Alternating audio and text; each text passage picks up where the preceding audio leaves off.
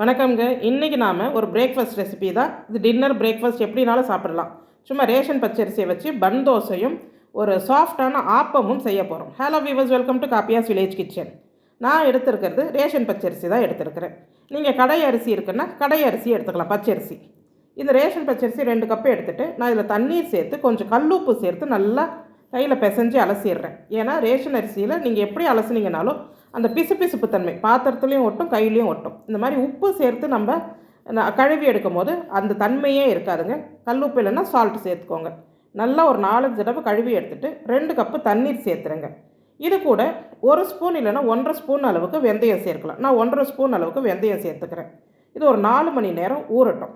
நான் ஒரு 3 மணி நேரம் கழிச்சிட்டு, அதாவது அரைக்க போகிறதுக்கு கொஞ்சம் நேரத்துக்கு முன்னாடி அவல் ஊற வைக்கிறேன். சிகப்பு அவல், கெட்டி அவல் எடுத்துருக்கிறேன். என்கிட்ட வெள்ளை அவலும் கொஞ்சம் இருக்குது, அதனால் வெள்ளை அவலும் சிகப்பு அவலும் கலந்து எடுத்துக்கிட்டேன். நான் 3/4 கப்பு போல் அவல் எடுத்துக்கோங்க. எந்த அவல்னாலும் எடுத்துக்கலாங்க. பேப்பர் அவல் இருக்குதுன்னு சொன்னால் நீங்கள் அரைக்க போகிறதுக்கு 10 நிமிஷத்துக்கு முன்னாடி அலசி வச்சிங்கன்னா போதும். நான் இது ஒரு அரை மணி நேரத்துக்கு முன்னாடி ஊற வைக்கிறேன், கெட்டி அவல்ன்றதுனால. நீங்கள் மறந்துடுவீங்கன்னு நினச்சிங்கன்னா அரிசி ஊற வைக்கும் போதே கூட நீங்கள் ஊற வச்சுருங்க, ஒன்றுமே பிரச்சனை இல்லை. அவல் மூழ்கிற அளவுக்கு தண்ணி ஊற்றி வச்சா போதும்.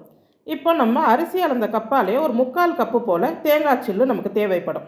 இப்போ பாருங்கள், 4 மணி நேரம் கழித்து எடுக்கிறேன். அரிசி நல்லா ஊறிடுச்சு, வெந்தயமும் நல்லா ஊறிடுச்சு. மிக்சி ஜாரில் தாங்க அரைக்க போகிறோம். நல்லா வெண்ணெய் போல் அரைச்சிக்கோங்க. பச்சை அரிசின்றதுனால அப்படியே நல்லா மைய வெண்ணெய் போல் அரைஞ்சிரும். நான் இப்போ எல்லாமே ஒரே டைம்லேயே அரைச்சிட்டேன். நான் 2 கப்பு அரிசியுமே இந்த ஊற வச்ச தண்ணியவே சேர்த்து அரைச்சிடுங்க. பாருங்கள் மாவு எப்படி வெண்ணெய் போல் இருக்குதுன்ட்டு. அதே மாதிரி நான் தேங்காய் சில்லாக எடுத்துருக்கிறதுனால முதல்ல அதை சேர்த்துக்கிறேன். நான் மிக்சி ஜாரில் 3/4 கப்பு தேங்காய் சில், அதை ஒரு ஓட்டி எடுத்துகிட்டு வந்ததுக்கு அப்புறமா இந்த ஊறின அவல் பாருங்கள், பொலன்னு வந்துடுச்சு அவல்.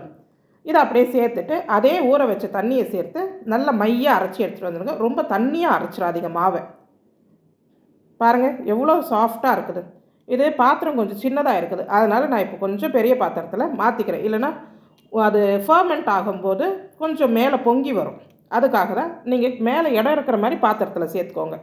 தேவையான அளவுக்கு உப்பு சேர்த்து நல்லா கரைச்சிடுங்க. மாவு வந்து தண்ணியாகவும் இருக்கக்கூடாது, ரொம்ப கெட்டியாகவும் இருக்கக்கூடாது. சரியான பதத்தில் கரைச்சி வச்சுருங்க. நீங்கள் ரொம்ப தண்ணியாக கரைச்சிடக்கூடாது, ஏன்னா இது ஃபர்மெண்ட் ஆகும்போது, அதாவது புளிக்க விடும்போது இன்னும் நீர்த்து போயிடும். அதனால் கொஞ்சம் கட்டியாக இருந்தால் ஒன்றும் பிரச்சனை இல்லை. ஒரு 5 மணி நேரம் இது புளிக்க வச்சா போதுங்க, வேறு ஒன்றுமே இல்லை. ஏன்னா வெயில் காலம் சீக்கிரமாக புளிச்சிடும். நான் மதியானம் ஒரு 2:30 மணிக்கு மாவு ஆட்டி வச்சேன். இப்போ 8 மணி ஆகுது இரவு. பாருங்கள் மாவு நம்மளுக்கு எப்படி வந்திருக்குதுன்ட்டு. இந்த அளவுக்கு பொங்கி வந்தால் போதுங்க, இல்லைன்னா ரொம்ப நுரைச்சிக்கிட்டு மேலே வந்துடும்.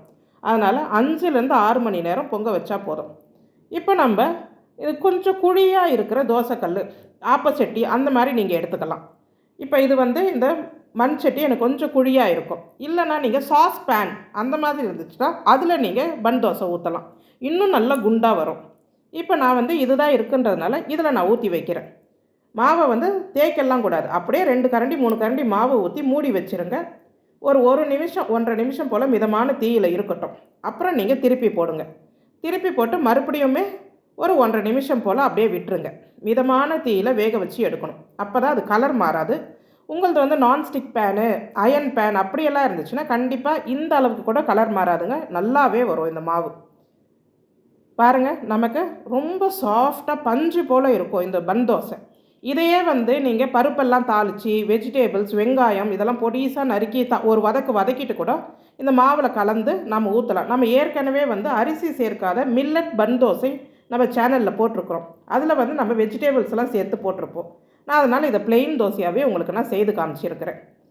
ரொம்ப அதை பேன் கேக் மாதிரி அவ்வளோ சாஃப்டாக இருக்கும். வேர்க்கடலை சட்னி, அது கூட ஒரு சாம்பார் அட்டகாசமாக இருந்துச்சுங்க.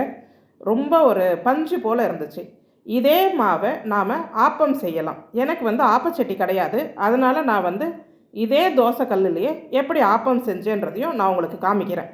இப்போ நாம் வந்து பன் தோசை செய்யும் போது மாவை வந்து தேய்க்கலை. இப்போ இதையே வந்து செய்யும் போது நடுவில் மாவு இருக்கிற மாதிரி சைடில் மட்டுமே லைட்டாக தேய்ச்சி விடுங்க, அவ்வளோதான். அப்படியே மூடி போட்டு மிதமான தீயில் விட்டுருங்க. ஒரு பக்கம் மட்டும் வெந்தால் போதுங்க. எவ்வளோ சாஃப்டான ஆப்பம் பாருங்கள், தேங்காய் பாலோட அட்டகாசமாக இருந்துச்சு. பிடிச்சிருந்தா காப்பியாஸ் வில்லேஜ் கிச்சன் சேனலுக்கு ஒரு லைக் பண்ணுங்கள். நன்றி.